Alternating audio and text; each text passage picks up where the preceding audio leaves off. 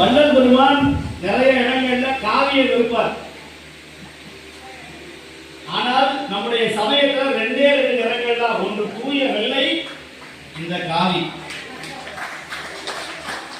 ஏன் காவி கூடாது அப்படின்னு சொன்னா அது நிறைய விளக்கங்கள்லாம் உண்டு. அன்னைக்கு இருந்த பழமைவாதிகள், புரட்டுவாதிகள், சமயவாதிகள் சாதி சமயத்தை சழப்பொழிந்தேன் என்று அருள் ஜோதியை கண்டேரடி அக்கட்சி என்று பாருங்கள்.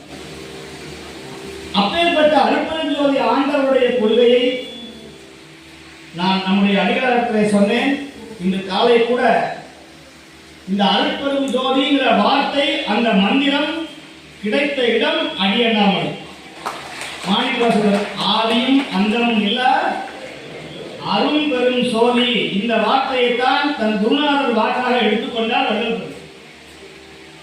அது சாதாரண ஜோதி அல்ல, அதற்கு ஒரு தனி பெரும் கருணை இருக்கிறது என்று சொன்னவர் அருட்பெரும் ஜோதி ஆண்டவர்.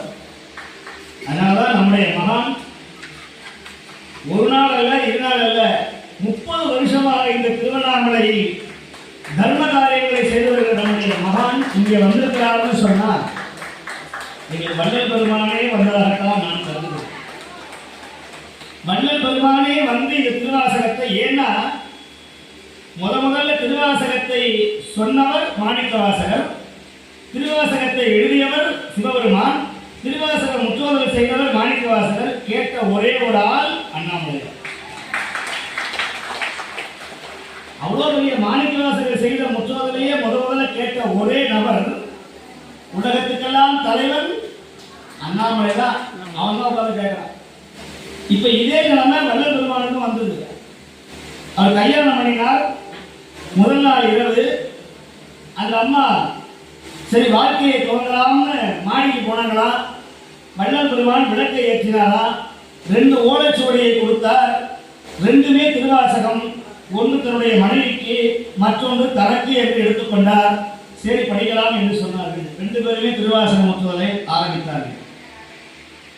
கோழி கூவியது, விடிந்தது.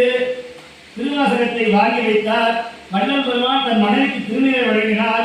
தான் வெள்ளாடையை போட்டிக் கொண்டு வழியை விட்டு கீழே இறங்கி, நான் துறவரம் செல்கிறேன், நீ திருவாசகத்தை ஓடி என்று சொன்னார். அப்ப திருவாசகம் பாடினா வாழ்க்கை சரியா இருக்காதா? இல்ல இல்ல, திருவாசகம் பாடியதுனால்தான் நாம் எப்படி வாழணுங்கிற ஞானம் கிடைத்தது திருவாசகம் தான்.